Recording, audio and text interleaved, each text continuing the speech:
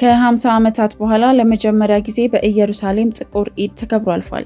በትላንትናው ዕለት በመላው ዓለም የኢድ አልፈጥር በዓል በደስታ ሲከበር ቢውልም በጦርነት ውስጥ በምትገኘው ኢየሩሳሌም ግን በዓሉ በለቅሶና በሐዘን የታጀበ ነበር።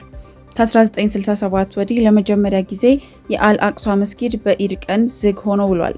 የእስራኤል ባለስልጣናት ከኢራን ጋር ካለው ጦርነት ጋር ተያይዞ ለጸጥታ ጥንቃቄ ነው በሚል ሰበብ ትላንትና በኢድ ዕለት መስጊዱን ለምዕመናን ዝግ አድርገውታል።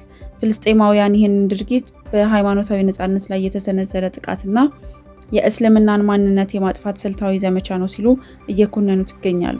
ትላንት በመቶ ሺዎች የሚቆጠሩ ምዕመናን ወደ ቅዱሱ ስፍራ እንዳይገቡ በመከልከላቸው በኢየሩሳሌም ጎዳናዎች ላይ በታጠቁ የጸጥታ ኃይሎች ተከበው ለመስገድ ተገደዋል። የእስራኤል ፖሊስ ለደህንነት ሲባል ነው ቢልም በከተማው ሌሎች የሃይማኖት አባላት ያለምንም ገደብ መከበራቸው ግን ድርጊቱ ሙስሊሙን ማህበረሰብ ብቻ ያነጣጠረ መሆኑን ያሳያል ተብሏል። የአረብ ሊግና የፍልስጤም ባለስልጣናት እስራኤል ታሪካዊውን ይዞታ ለመቀየርና መስጊዱን ከሙስሊሙ ዓለም ለመለየት እየሰራች ነው ሲሉ አስጠንቅቀዋል። ይህም ድርጊት በመላው ዓለም በሚገኙ 2 ቢሊዮን ሙስሊሞች ዘንድ ከፍተኛ ቁጣን ቀስቅሶ አድሯል።